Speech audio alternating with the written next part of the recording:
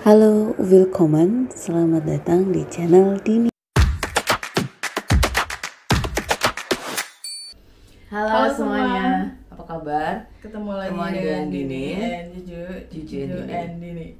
Kayaknya, udah Ya oke. Aku barusan nonton film yang inspiratif banget tentang orang yang jatuh cinta. Iya. Siapa Padahal sih biasanya baju tuh suka yang detektif. tapi yang itu Heeh. Baju nonton yang ini ya kayaknya lagi pusing ini, makanya lagi nontonnya yang gampang-gampang gitu. Iya. Gimana, Baju? Jadi judulnya tuh Love at the First Kiss, itu film di Netflix ya. Yang main itu orang-orang Spanyol ya, artis Spanyol, tapi bahasanya Inggris di situ di. Oke. Nah, Love at the First Kiss itu menceritakan tentang seorang cowok namanya Harvey. Javier.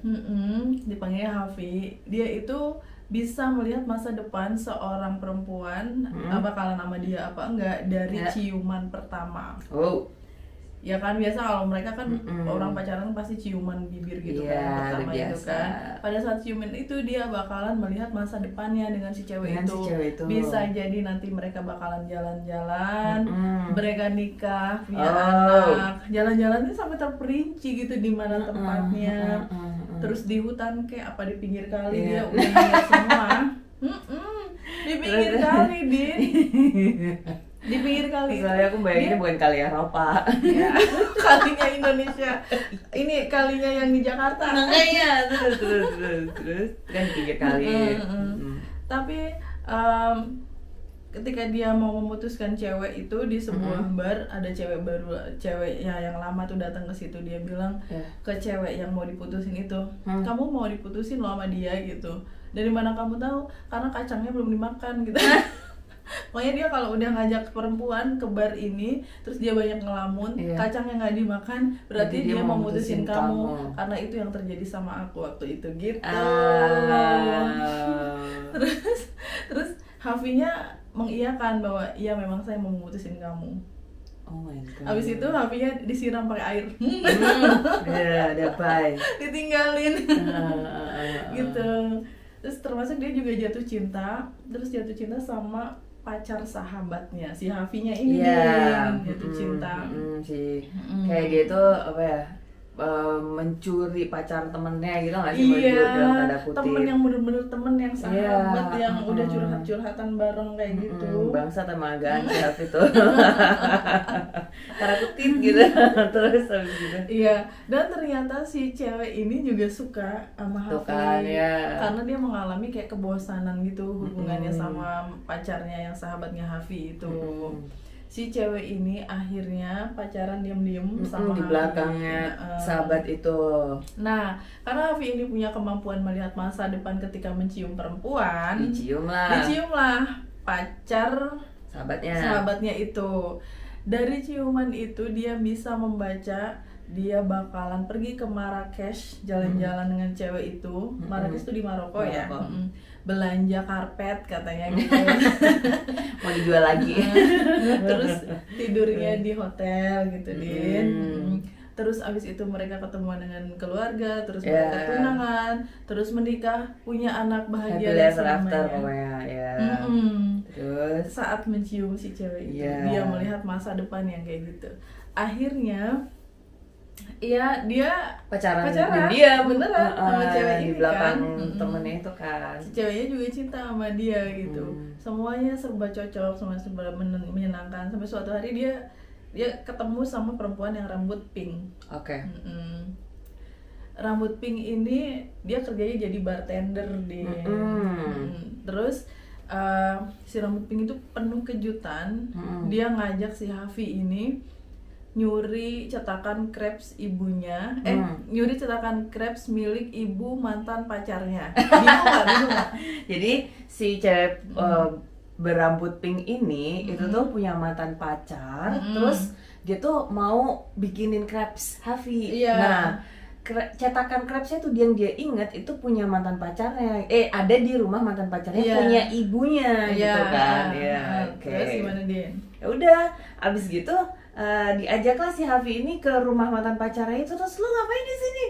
Ketahuan gitu loh, ambil cetakan, ambil cetakan crepesnya itu gitu. Nah si Hafinya jangan kenapa gue mau aja sih gitu.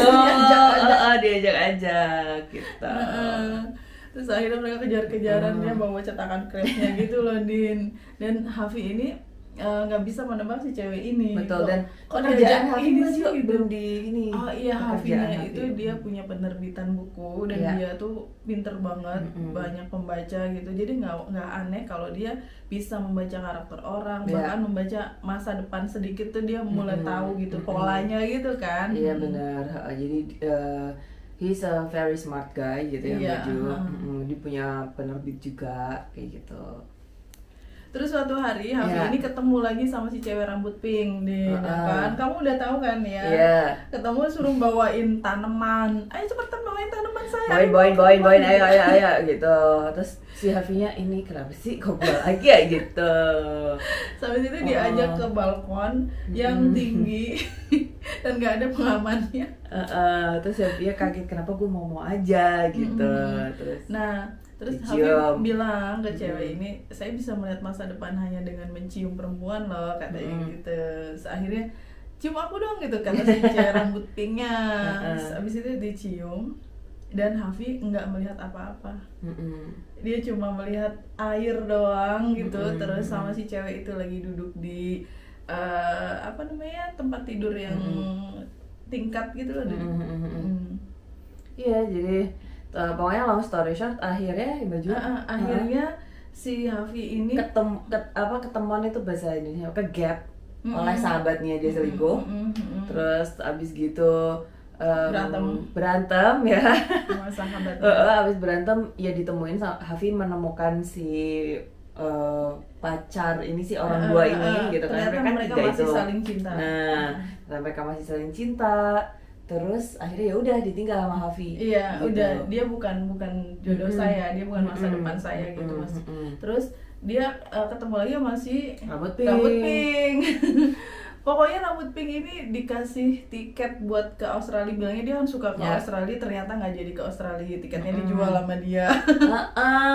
Terus habis gitu diajak ini nonton dia acting gitu, main drama. Lucu banget yang ini. Hafinya disiram sama darah dan itu di luar prediksi Hafi sama sekali. Di luar prediksi BMKG banget pokoknya.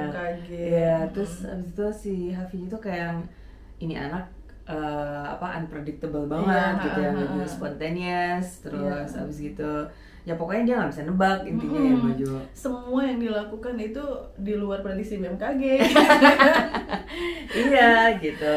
Nah pesannya adalah ternyata laki-laki itu untuk film ini dari film menurut ini. Kita interpretasi kita aja bahwa laki-laki itu mereka jatuh cinta pada perempuan yang nggak bisa dia tebak, yang nggak terprediksi sama sekali dari pilihan hidupnya gitu kan, dari kebiasaannya, surprise-nya itu benar-benar yang misterius, yang dia dibawa kemana, oh my god gitu kan. Akhirnya dia merasa ini nih perempuan yang sebenarnya saya butuhkan, itu yang nggak terprediksi gitu. Iya betul.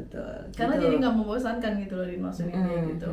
Karena kan hidupnya dia itu kan udah buku gitu nggak sih Baju, dan dia udah biasa gitu kalau misalnya lihat cewek pintar apa gitu kan ya Baju. Jadi kalau misalnya lihat yang kayak gini tuh menarik nih gitu. Yang agak nyeleneh, yang jauh banget dari bidangnya dia kan. Kayak gitu.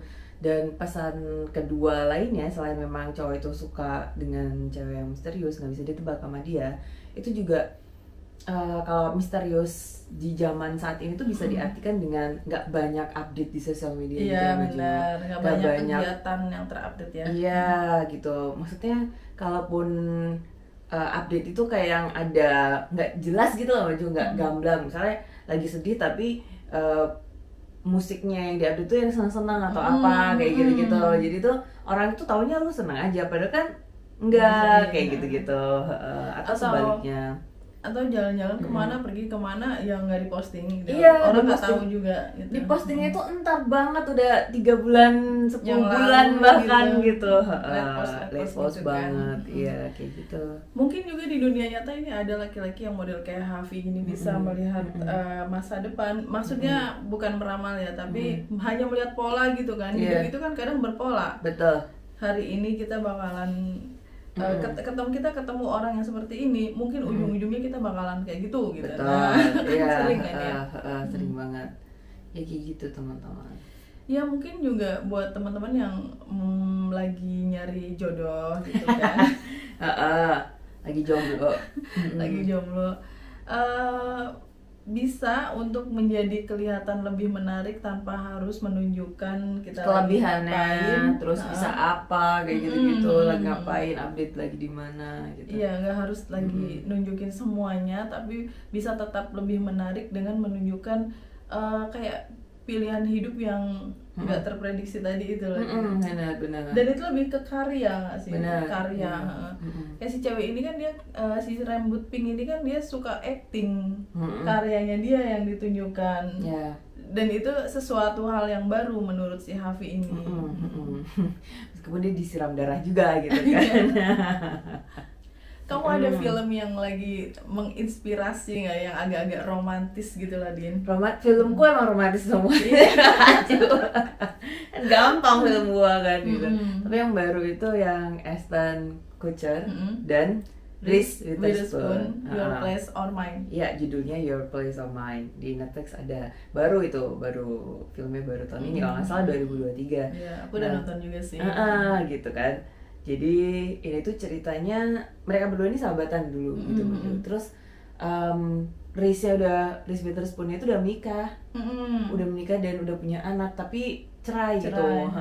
Jadi cuma tinggal berdua sama si cowok ini, si anaknya cowok maksud aku. Jadi si anak cowok ini, boy ini tuh umurnya berapa, Din? Iya, 8 tahunan kayaknya. Iya kayaknya. 9 kayak masih SD gitu SD, kan. iya masih SD gitu. Dan si anak ini tuh, anak laki-laki ini tuh kayak aneh gitu, ngasih baju suka diinin sama temennya, dibully gitu, jadi dan banyak penyakitnya bukan? Iya, dan sakit-sakitan. Banyak minum obat ini, obat itu kan. Turns out ternyata itu tuh saking takutnya Reese gitu tentang si anak ini, padahal dia tuh udah growing up, dia sakit itu dulu gitu loh. Sekarang dia growing up tuh udah nggak apa-apa sebenarnya, tapi karena takut kenapa-napa, jadi vitaminnya tuh kayak banyak, akhirnya dia banyak harus minum ini minum itu gitu loh. Kalau sepengalaman aku ya gitu. Terus habis gitu haruslah suatu saat si Reese itu kerja di luar gitu kan, meninggalkan si anak ini gitu. Terus dia bingung kan, ini anak sama siapa gitu. Sebenarnya dia punya sahabat sih gitu kan, ada tetangganya yang baik itu sih gitu. Ada juga tetangganya dia yang aneh, yang tukang tanaman itu, cowok itu gitu-gitu. Terus akhirnya ujung-ujungnya yang babysitting anak cowok ini adalah Ashtonnya, sahabatnya dia gitu. Aku lupa ya baju gimana ceritanya dia bisa connect sama Ashton lagi gitu setelah dia dia menghubungi kalau saya tuh sebenarnya mau ada promosi atau apa. Teleponan. Iya, first time-an, bener. Ingat first time-an. Dia harus keluar kota tapi anaknya nggak tahu dengan siapa. Terus Ashtonnya ini lagi capek kerja, dia pengen ini kan, pengen liburan kan. Iya. Ya udah akhirnya dia gua aja ninggalin pekerjaannya buat babysitting, buat menjaga si anak ini yang ditinggalin sama ibunya yang mau kerja di luar kota. Terus kayak yang dia tuh cerewet banget gitu, entar anak gue tuh harus gini ya, harus jam sekian gini gitu. Terus semua itu dilabelin sama Rizky, sebenarnya baju ini buat ini seterusnya gitu. Makan siangnya makan siang gitu, apa gitu. Terus waktu si Ashton yang masuk ke rumahnya tuh, yang berubah dari lu gitu. Kasian banget sih anak ini kayak gitu. Terus di ini aturannya Haris itu diubah semuanya sama Ashton kan, baju kan? Lu mau makan apa? Yuk sama pizza, gua gitu. Ayo sama saya gitu. Yuk tanterin gitu. Makan apa? Kayak gitu. Terus yang dia main olahraga itu dibolehin kan? Karena nama ibunya nggak boleh atau apa gitu kan, nggak boleh kegiatan fisik. Ice hockey, terus jatuh itu. Iya, terus jatuh gitu. Itu. Nah, titik puncaknya film ini tuh di ketika anaknya jatuh gitu. Terus Reese langsung buru-buru pulang gitu kan. Habis gitu ngelihat anaknya nggak apa-apa itu dia langsung lega. Dia langsung benci sama si Ashton gitu kan, ngegerak dulu ya udah gue bilang kayak gitu. Anak aku tuh emang nggak bisa gitu. Iya. Terus si siapa namanya? anaknya sendiri tuh di atas bed rumah sakit tuh bilang, ibu aku seneng loh gitu, ibu ninggal aku gitu. Iya, aku seneng sama si Aston ini kan, aku dia seneng, banyak kegiatan yang belum pernah dieksplor. Benar, aku seneng ibu ninggal aku seneng berkegiatan sama teman ibu gitu, intinya kayak gitu. Terus si Riz-nya itu masih kayak udah ya lu masih kecil lu nggak tahu apa-apa kayak gitu intinya tuh kayak gitu. Terus udah pulang kan, aku ingat adegan terakhirnya waktu di bandara. Baju bertengkar, mereka bertengkar hebat, namanya juga temenan kan pasti bertengkar teriak-teriakan kan ya Baju gitu. Ya udah saling menyalahkan, maksud aku, si Aston nyalahin Riz juga nyalahin Aston juga gitu. Akhirnya sampai di bandara itu mereka juga masih tunjuk-tunjuk gitu, teriak-teriak, lucu banget. Terus Astonnya pergi nggak tahu oh ini ada koin gitu, koin yang itu ngingetin mereka berdua ada sejarahnya pokoknya dulu itu si koin itu gitu. Terus jatuh gitu ya, drama banget lah pokoknya teman-teman ya kan. Terus jatuh, terus habis itu si Riz-nya loh kok ada di dia gitu kan, ini gue yang simpen gitu kok, oh berarti dia masih inget yang zaman dulu itu. Ya udah, terus mereka ciuman kayak gitu. Terus mereka tinggal bareng di rumahnya Riz, soalnya kan aslinya udah keluar dari kerjaannya juga. Ya, tapi intinya mereka itu sebenarnya udah saling suka dari zaman dulu, cuma karena statusnya kan temenan. Betul. Sampai akhirnya si Riz-nya nikah dengan orang lain dan punya anak, ternyata perasaan itu masih ada. Ternyata. Kan. Pura-puranya kayak mereka kayak best friend, kayak mereka yang asik gitu kan, padahal dalam hatinya ih, gue pengen tidur sama dia. Iya, benar itu kayak gitu. Ada ketertarikan seksual di situ sebenarnya, dan ada ketertarikan pengen memiliki juga, nggak cuma sekedar teman, tapi karena udah terlanjur temenan bertahun-tahun gitu. Nggak enak gitu. Ntar kalau misalnya gue ngomong pasti ntar gimana gitu.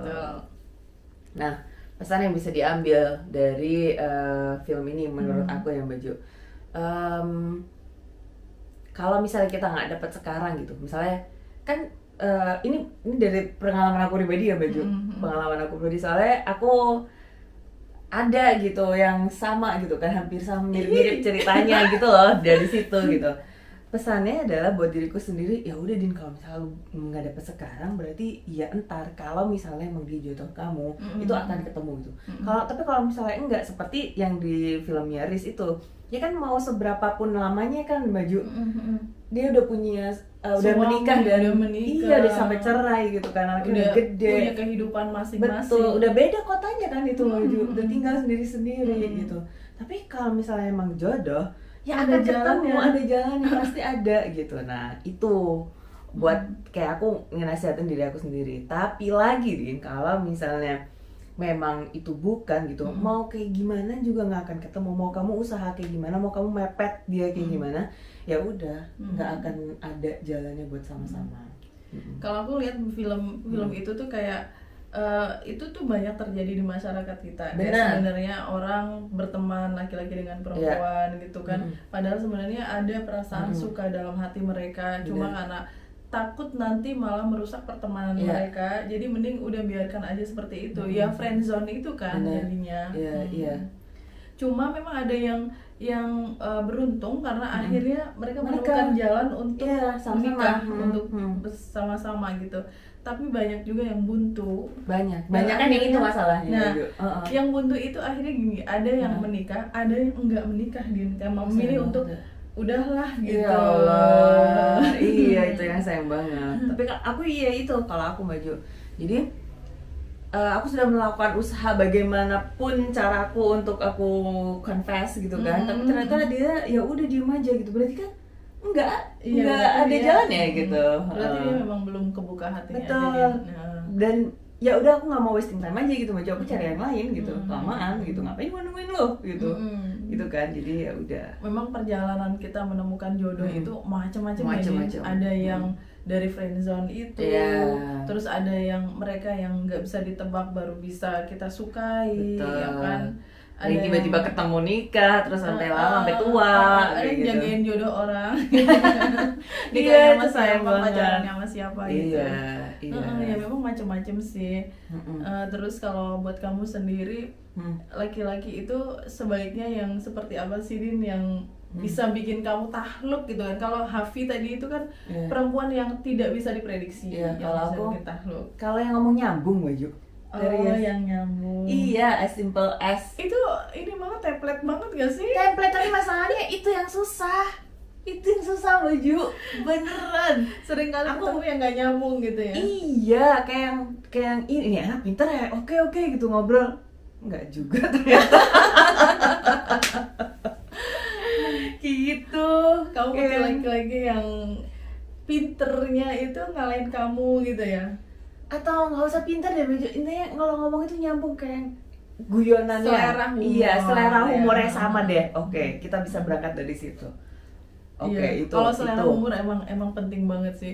Kadang-kadang kalau yang ketemu yang laki-laki yang selera humornya sama, itu tuh kita nyeritain joke apa, terus kita ketawa, dia ketawa 3 kali lebih kenceng dari kita. Oh iya, itu yang ini yang apa bikin kita nyambung. Malah dia ketawa lebih kenceng lah. Itu tandanya dia suka tuh. Meskipun gak lucu, dia juga akan ketawa ya nggak sih Baju? Iya, sama kamu juga kalau cowoknya ngasih joke, menurut kamu itu lucu banget sih. Iya, kayak gitu. Itu yang belum ketemu.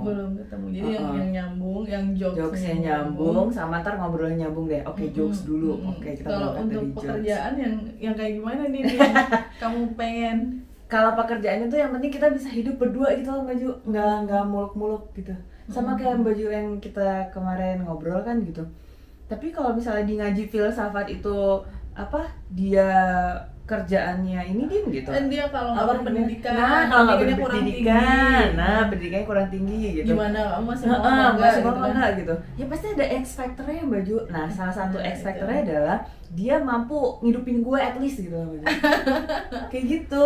Kalau kerjaan mah iya terserah, pokoknya dia mah kerja gitu. Jadi nafkah lahir batin nyambung, selera humor sama, that's it ya. Iya, that's it, as simple as that. Iya, yuk berangkat kalau misalnya emang udah di jalannya sih. Ayo daftar. Yang punya kriteria gitu, ayo daftar ke Dini ya. Tapi harus ada percobaan dulu kan, harus iya dong dulu. Harus ada trial dulu, nyambung apa enggak gitu kan, ada sengatan listriknya apa enggak ya chemistry-nya apa enggak, benar. Oke. Ya udah, Kayaknya udah cukup ya. Thank you so much for watching. Kita ketemu lagi di video selanjutnya. Bye. Thank you for watching. Cheers.